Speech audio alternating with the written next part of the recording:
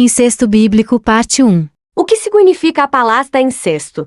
Incesto é o ato sexual entre parentes consanguíneos ou afins, sendo considerado impuro, incestuoso, torpe, segundo a tradição judaica e cristã. Diante da Constituição e do Código Penal brasileiro, o incesto não é considerado crime, a não ser que envolva crianças e adolescentes no ato. Se, ao contrário, os envolvidos são adultos e não agem sob ameaça ou violência, não havendo proibição para a prática. Hoje em dia, mesmo em países onde a prática do incesto não é proibida por lei, ela é considerada socialmente inaceitável e moralmente errada por muitas pessoas. Segundo a Bíblia e no Pentateuco judaico, o incesto é considerado impuro. Essas leis proibições são encontradas principalmente em Levítico 18, 6 a 18, Levítico 20 e 11 a 21, Deuteronômio 2, 7, 22 e 23, e também em 1 Coríntios 5, 1. Essas são algumas passagens bíblicas que condenam a prática do incesto, quando se considera o contexto cultural e religioso da época em que a Bíblia foi escrita. Pode-se perceber que essa proibição era vista como muito importante e era levada muito a sério pelos judeus e cristãos.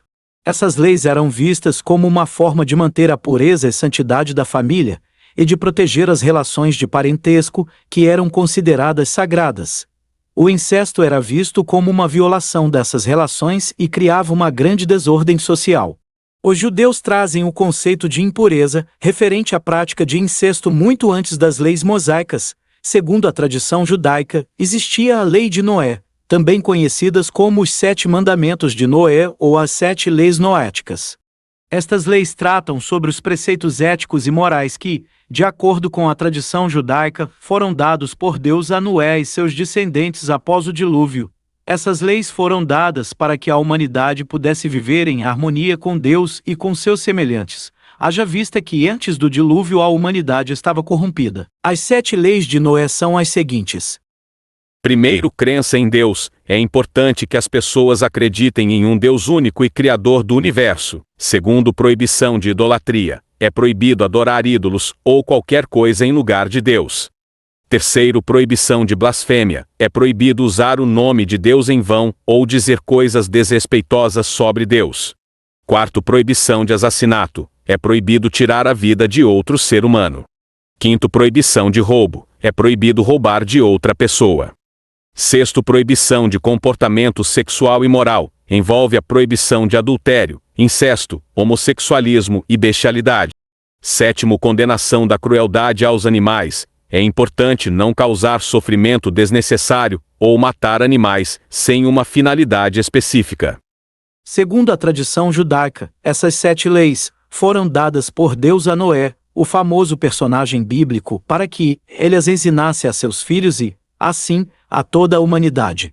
Essas leis servem como uma base para a moralidade e ética da sociedade e são consideradas como um caminho para se aproximar de Deus e viver em paz com os demais seres humanos. A Bíblia menciona 5 casos de incesto cometidos por personagens bíblicos. Dos 5 casos, 3 primeiros incestos cometidos aconteceram dentro da mesma família. De modo geral, esses casos são retratados de forma negativa, mostrando as consequências negativas relacionadas ao incesto. Antes de mencionarmos o primeiro caso de incesto, é de suma importância informar sobre o início da procriação humana. Em Gênesis 1:28, Deus concede ao primeiro casal da raça humana o direito de frutificar, multiplicar e encher a terra. A prática do incesto muitas vezes faz parte inicial das culturas antigas. No entanto, ainda não há um relato específico na Bíblia de que a prática do incesto foi uma regra entre o primeiro casal da humanidade e seus filhos. É importante ter em mente que a procriação ocorreu até que a população cresceu o suficiente para estabelecer diversas famílias, lembrando que Adão viveu 930 anos. À medida que a população aumentava, as famílias se tornavam mais independentes, viviam distantes umas das outras e, com isso, foi se tornando cada vez menos comum o casamento entre parentes próximos. Podemos citar como exemplo a situação de Caim. A Bíblia não menciona como Caim conseguiu uma esposa, já que ele era o único filho vivo do primeiro casal antes do nascimento de Sete. No entanto, existem algumas teorias e interpretações sobre esse assunto que veremos agora.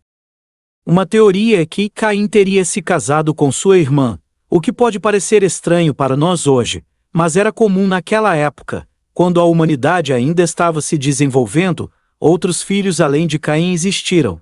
Vale lembrar que Adão viveu 930 anos, período suficiente para que nascessem muitos filhos e filhas. Outra possibilidade é que a Bíblia não tenha registrado todos os filhos e filhas que o primeiro casal da humanidade tiveram, e que Caim tenha se casado com uma irmã que não foi mencionada na Bíblia. No final das contas, não é possível saber com certeza como Caim conseguiu uma esposa, já que a Bíblia não fornece detalhes precisos sobre isso. Vale lembrar que a Bíblia é uma obra escrita há milhares de anos, e que devemos interpretá-la tendo em conta o contexto e a cultura daquela época. No entanto, mais adiante na história bíblica, quando a população humana na Terra ainda era muito pequena, os casamentos entre parentes próximos eram bem frequentes. Isso pode ser percebido em algumas histórias registradas na Bíblia, onde estaremos informando neste vídeo e outros vídeos de nosso canal. Para falarmos sobre o primeiro caso de incesto registrado na Bíblia, precisamos voltar no ano 3000 a.C., onde a Bíblia menciona sobre a Torre de Babel, construída durante o reinado de Nimrod na cidade de Babel, também conhecida como Babilônia.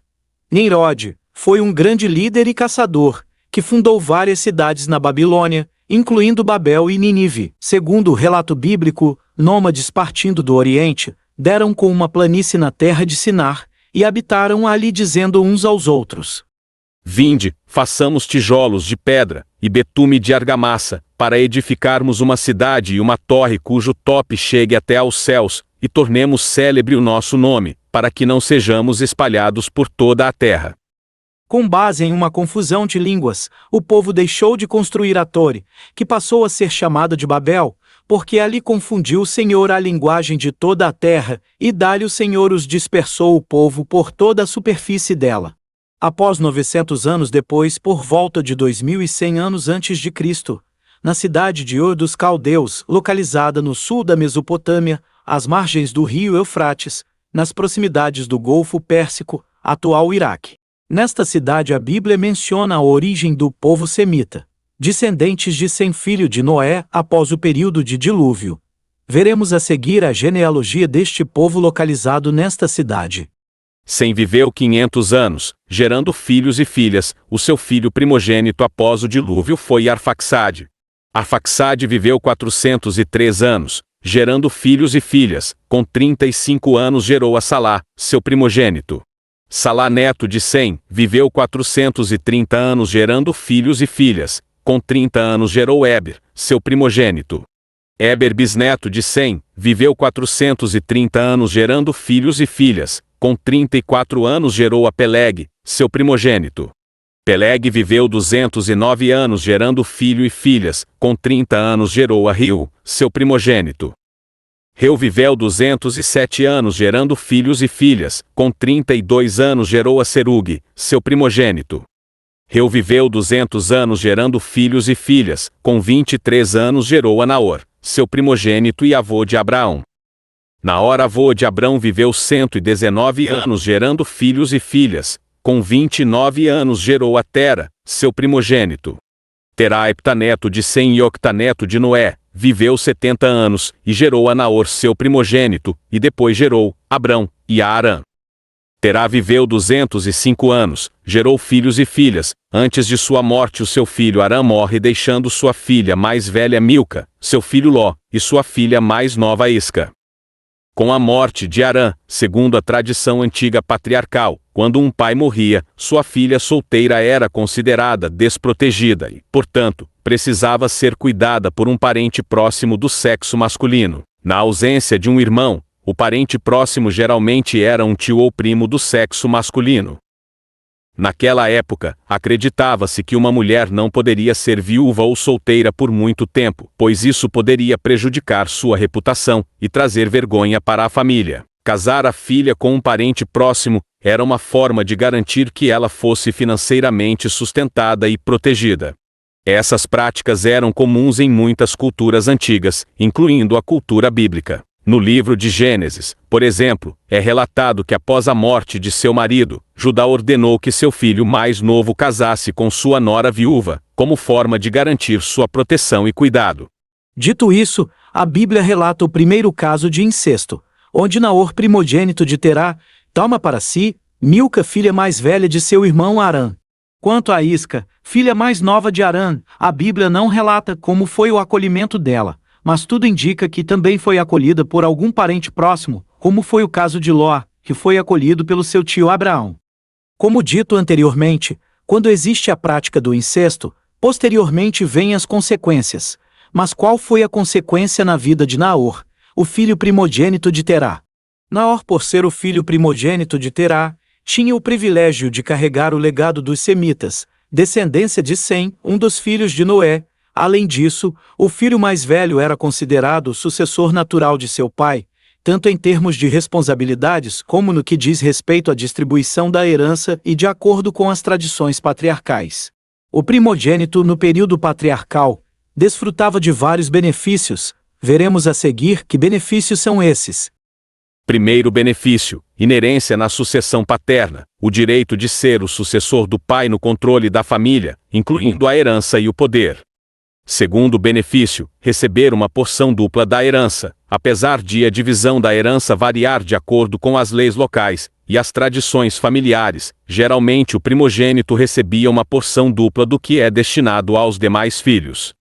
Terceiro benefício: direito a propriedades e bens. O primogênito tinha prioridade no direito à posse de terras e bens familiares. Quarto benefício: responsabilidades especiais. Como filho mais velho, o primogênito muitas vezes tinha responsabilidades especiais em relação à família, como líder ou mentor dos irmãos mais jovens, auxiliando o pai nos negócios familiares, ou ser responsável por cuidar de outros membros da família. Portanto, Naor fica no esquecimento do legado semita. Em seu lugar, Deus escolhe Abraão para manter o legado semita, povo israelita, ficando marcado na história, e se torna o pai de grandes nações. Analisando o grande feito na vida de Abraão, podemos identificar alguns dos povos que descendem diretamente de Abraão. Seus filhos Isaque e Ismael tiveram importantes descendentes que povoaram regiões da Ásia, África e Europa.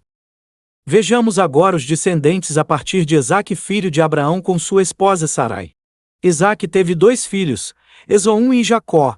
A partir do governante bíblico Jacó, também chamado de Israel, as 12 tribos de Israel se originaram, tornando-se um povo distinto na região. O povo judeu é considerado descendente das tribos de Judá e Benjamim. Vejamos agora os descendentes de Ismael, a partir de Ismael, filho de Abraão, com Agar, serva egípcia de Sarai. Ismael, o filho mais velho de Abraão, teve 12 filhos, os quais se tornaram príncipes das suas respectivas tribos. Os descendentes de Ismael se espalharam pela região da Península Arábica e ao longo da história sua descendência inclui tribos, nações e impérios árabes. Abraão também teve outros descendentes. Após a morte de Sarai, ele se casa novamente, desta vez com Quetura, por volta dos 137 anos de vida, e tiveram 6 filhos: Zenran, Joksã, Medan, Midian, Esbaque e Suá. A Bíblia não apresenta muitas informações sobre os descendentes de Abraão com Quetura, com exceção de Midian, que é mencionada em alguns relatos bíblicos. Veja a seguir os poucos registros sobre Midian. A Bíblia relata que Midian foi um dos filhos de Abraão com Quetura, e que tinha 5 filhos: Efá, Efer, Enoque, Abida e Eldaá. Gênesis 25, 1-4. Em outro episódio, Êxodo 2:15-22, Moisés foge do Egito para a terra de Midian, onde salvou as 7 filhas de Jetro, sacerdote de Midian, de homens maus, que estavam tentando impedi-las de usar um poço. Como forma de agradecimento, Jetro ofereceu-lhe trabalho como pastor, e deu-lhe uma de suas filhas, chamada Zipora, em casamento, na qual deu à luz um filho, a quem ele chamou de Gerson, porque disse: sou peregrino em terra estranha. Em Êxodo 18 e Números 10:29-32, a Bíblia registra que Zipora e seus pais tiveram um papel significativo na ajuda de Moisés a liderar o povo de Deus para fora do Egito, e em sua jornada para a terra prometida. A Bíblia também relata que Gideão lutou contra os midianitas descendentes de Midian, filho de Abraão com Quetura, em uma batalha descrita em Juízes, capítulo 7, versículo 8. Alguns estudiosos apontam que os filhos de Abraão com Quetura mencionados na Bíblia podem ter se misturado com outras tribos e populações, tornando difícil rastrear sua descendência de forma precisa. No entanto, independentemente de seu papel específico na história, a Bíblia afirma que os filhos de Abraão com Quetura são considerados parte de sua descendência. Com 175 anos, Abraão é sepultado com sua primeira esposa Sarai na caverna de Macpela, que fica em Hebrom, na terra de Canaã. Lugar esse, comprado por Abraão de um homem chamado Efron. Até a presente data, este local é visitado por muitos judeus em peregrinação, especialmente durante as celebrações do Rosh Hashanah e do Yom Kippur. Com isso, podemos observar a transformação que ocorreu na vida de Abraão. Ao contrário de Naor, primogênito de Terá, que se rendeu ao incesto, se mantendo acomodado na cidade de Ur dos Caldeus. Bem, ficamos por aqui. Espero que tenha gostado. Caso tenha curiosidade em saber sobre outros atos de incesto registrados na Bíblia, deixe seus comentários aqui em nosso canal. Gostaria de pedir que se inscreva no canal, acione o sininho, deixe seu like e compartilhe este conteúdo em suas redes sociais. Até a próxima!